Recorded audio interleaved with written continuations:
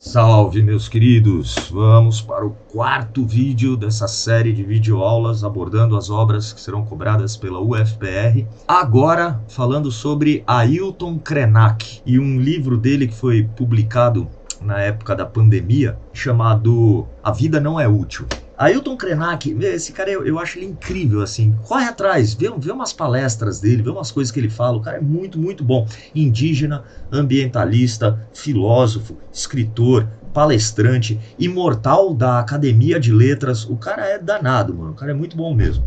Nesse livro, A Vida Não É Útil, título claramente provocativo, né? Ele está querendo dizer que a vida não é... Viver não é ser produtivo. Estar vivo é muito mais do que isso, né? Muito além. Mas, indo com calma, esse livro, ele é uma compilação, juntaram 5 entrevistas, palestras, ensaios desse cara e juntaram tudo nesse encadernado que eles batizaram de A Vida Não É Útil. Tudo bem? Então, a gente pode ir seguindo o livro por cada um desses ensaios, né, seguindo esses 5 tópicos que vão nos ajudar a dar um norte para a nossa explicação. Vamos lá. O primeiro desses ensaios é intitulado Não se come dinheiro. Eu tô com minha colinha aqui só para ter certeza que eu não vou deixar nada de lado. Vamos lá. Nesse primeiro ensaio, Não se come dinheiro, ele começa fazendo uma crítica ao antropocentrismo. Sabe antropocentrismo? O ser humano é o pináculo da evolução darwiniana. Nós humanos somos a espécie dominante na Terra. Sério mesmo, meu irmão? Que você tem o ser humano em tão alta conta assim? É sério? Em que você é melhor do que uma araucária? Do que um carvalho que está vivo há 2000 anos? Ali no norte Em que você é melhor? Em nada. Tosco. Pro Krenak faz muito mais sentido você ver o ser humano como uma praga, como um vírus. A gente é tipo uma nuvem de gafanhotos, sabe? A gente chega num espaço, consome todos os recursos, parte pro próximo até esgotar todos os recursos e assim vai indo até não ter mais recurso em lugar nenhum. Krenak defende a teoria de Gaia, né? A teoria de Gaia é a teoria que diz que a Terra é um organismo vivo, a Terra é um ser vivo. Processos de mudança, processos de alteração, de formação, de reformação. É um ser que vive, que respira, que existe de maneira biológica mesmo, né?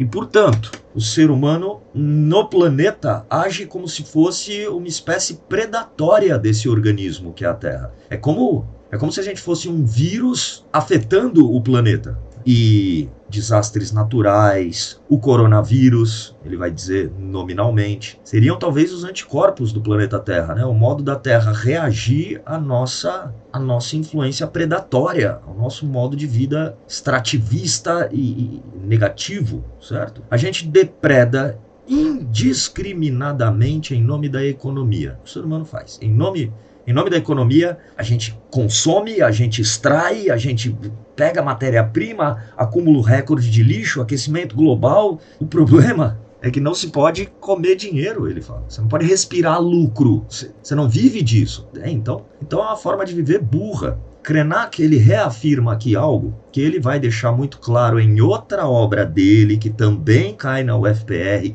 e que já caiu na prova do ano passado, que é a obra... Como era o nome mesmo? Ideias para Adiar o Fim do Mundo.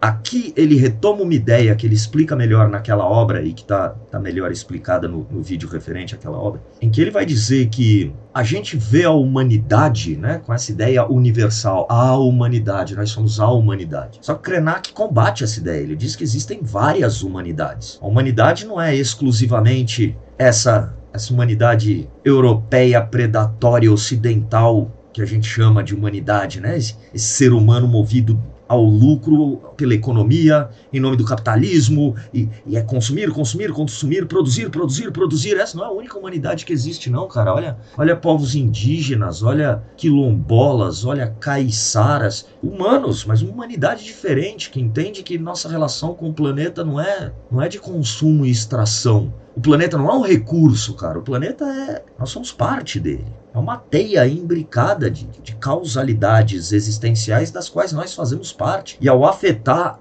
essa cadeia, a gente está afetando a si mesmo, não apenas ao mundo. Então, baixa a bola pra cacete quando você falar de humanidade, me colocando nela, porque é pior. Não só a gente defende um modo de vida que é autofágico, suicida, predatório. Não só o nosso modo de agir consumista, produtivista, capitalista, ele não se sustenta. Por quê? Porque a gente produz sem limites, mas os recursos são limitados. Então, a longo prazo não se paga, o modo capitalista ele não pode se perpetuar indefinidamente. Uma hora não tem mais. Acabou, não tem mais de onde tirar. E aí você faz o quê? Produz. Ah, deu ruim, né? Pois é. Então, não só a gente defende que esse modo de viver insustentável, que é o modo de produção capitalista, não só esse modo não se garante, como a gente se atreve a dizer que é o modo certo de se viver. É assim que todo mundo devia estar vivendo. Ah, e os índios lá que não faz isso? Não, mano, esses caras que deviam se adaptar a gente. Eles deviam estar vivendo como a gente. A gente devia integrar eles à nossa sociedade,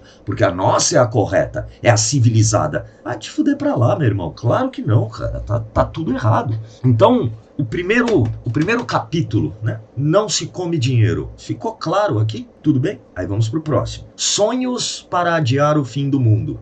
Onde aí também ele vai flertar com aquela outra obra que é Ideias para Adiar o Fim do Mundo. Em Sonhos para Adiar o Fim do Mundo, ele vai nos dizer que a revolução científica lá do século XVII, lembra quando nasceu o método científico e tal? Que o iluminismo no século XVIII vão deixar de herança pra gente a ideia de que se nós aprendermos a usar bem a razão técnica, usar o raciocínio de maneira lógica, a razão nos daria domínio sobre a natureza. É isso que nos foi vendido pela revolução científica, pela ideia dos iluministas. A razão humana nos daria domínio sobre a natureza. René Descartes, filósofo do início da Idade Moderna, ele vai dizer isso textualmente, né, cara? A razão serve para que a gente deixe de ser vítima da natureza e passe a ter domínio sobre ela. E dessa maneira poder utilizá-la como recurso para vivermos melhor. Krenak critica essa ideia, evidentemente. Ele vai dizer que a razão, ao invés de ser uma ferramenta para nos dar domínio sobre a natureza, deveria ser uma ferramenta que nos fizesse enxergar o quanto nós somos parte da natureza. Quanto o ser humano não é um ser artificial, cacete, a gente não é robô, a gente é tão natural quanto rato, quanto árvore, quanto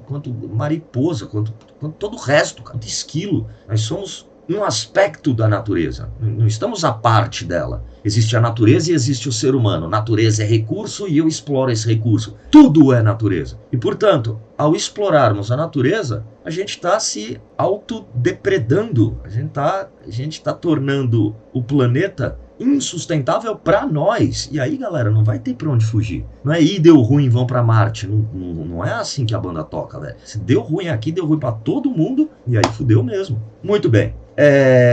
O capitalismo, ele tem uma falha humanamente estrutural que é privilegiar o individualismo. O sucesso individual é cada um correndo atrás do seu. E se aquele se deu mal, problema dele, foi ele que não se coçou, foi ele que não trabalhou enquanto os outros dormem, sabe? Papo de coach e coisa assim. Não, cara, não.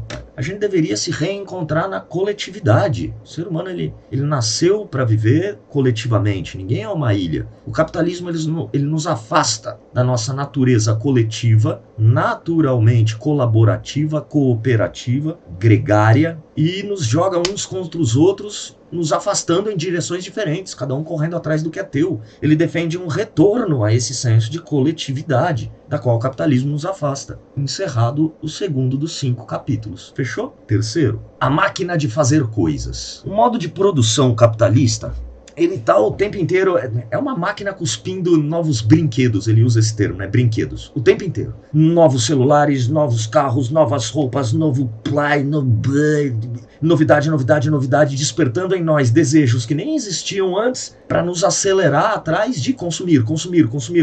É uma máquina, foi o que eu disse antes, né? É uma máquina que produz ilimitadamente, cada dia novos produtos, cada dia novidade, cada dia um iPhone novo, cada dia um novo carro, cada dia Só que para produzir esses recursos ilimitadamente, a gente precisa, para consumir esses produtos ilimitadamente, a gente precisa de recursos, a gente precisa extrair matéria-prima de algum lugar. E uma hora não tem mais matéria-prima, meu irmão, uma hora acaba. É o que a gente está vendo hoje em dia com o cobre, por exemplo, né? Metal mais condutor de eletricidade que conhecemos, então utilizamos em todos os aparelhos eletrônicos que existem, celular, televisão, Qualquer aparelho eletrônico, ele é a base de cobre, certo? Para conduzir eletricidade. Tá acabando, já não tem mais, cara. Por que você fala de tanto mega empresário querendo minerar meteoro? Porque aqui, já não tem mais, meu irmão. Tá no fim, esgotamos tudo. É só plantar mais cobre que...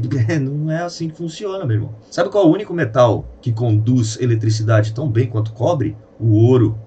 Aí vai ficar barato, hein? Aí seu iPhone 52 vai ficar da hora. Tá bom. Quarto dos 5 capítulos. O amanhã não está à venda. Krenak aqui vai dizer que nós estamos vivendo uma crise civilizatória. A nossa civilização ocidental, capitalista, consumista, ela está passando por uma crise grave, tá? Primeiro, colapso do meio ambiente. Nosso modo de extração, produção e consumo está arregaçando o planeta, tornando ele insustentável, tá? É um sistema que não pode se perpetuar indefinidamente. O planeta está sofrendo com isso. E quem vai pagar o preço somos nós, né? Porque se a gente tornar o planeta insustentável para nós, é a gente que morre. O planeta vai continuar girando ao redor do Sol como faz há bilhões de anos. É a gente que se fode, tá bom? Só que não é só o meio ambiente que está entrando em colapso. Olha que legal. A psique humana está entrando em colapso. Psicologicamente, a gente está colapsando nesse modo de vida capitalista, consumista. Ansiedade, depressão, insegurança, em níveis pandêmicos. É geral, galera, é geral. Nunca vivemos uma sociedade que revelou esses pensamentos, esses sentimentos de maneira tão intensa, tão plena, tão coletiva, é geral, é todo mundo passando por isso. Por quê? Porque a gente vive numa sociedade que muda cada vez mais rápido, seu cérebro não dá conta de acompanhar essas mudanças, é isso que gera insegurança, incerteza, ansiedade. E a gente vive sob o estigma de estar sempre tendo que produzir. Você tem que ser sempre produtivo, cara. Na sociedade capitalista ocidental, você tem que ser sempre produtivo. Fala pra mim, se você já não... Claro que já. Passou por aquele dia em que você tinha uma porrada de coisa que você tinha que fazer, mas você procrastinou, você falou, amanhã eu faço, tal. Aí quando você foi pôr a cabeça no travesseiro, você falou, cara, não fiz nada do que eu devia ter feito, né? Tudo, não produzi nada do que eu tinha que ter produzido. E aí bate aquela bad vibe, por quê? Porque você não tá sendo produtivo, você não tá fazendo. Isso não devia ser a vida, cara. Produção não deveria ser o sentido da vida. O sentido da vida deveria ser viver. Acabou.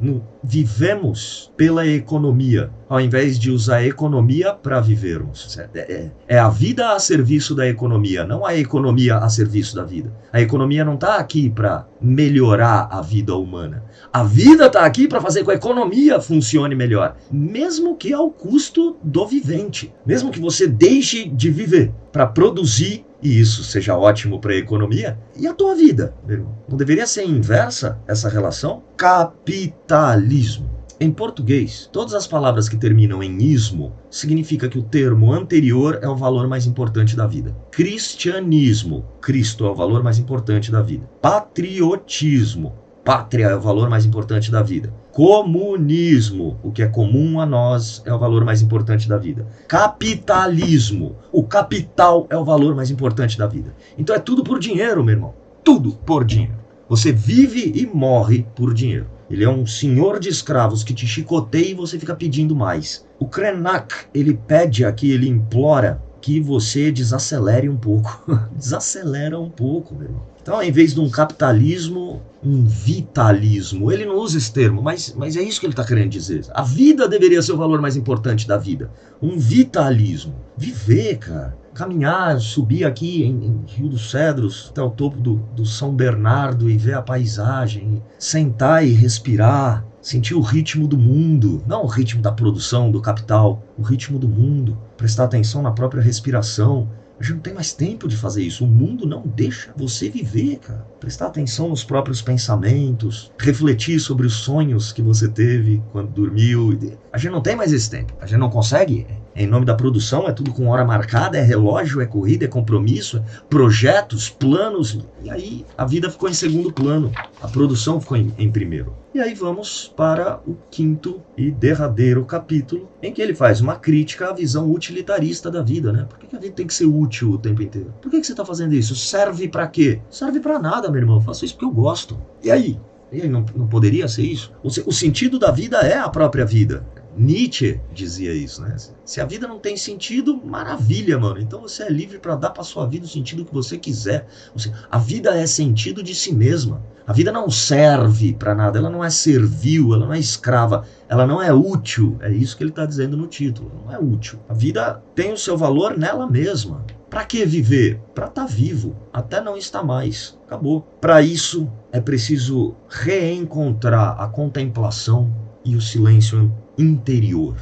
Reencontrarmos-nos com nossa ancestralidade, reconectarmos-nos com o mundo ao nosso redor, a natureza ao nosso redor, reentendermos-nos como parte imbricada dessa teia causal que é a vida na Terra, e não uma parte, a parte dessa teia causal que pode usar ela de maneira utilitarista para produção, consumo. Deu para entender qual que é a visão geral do cara? Tudo bem?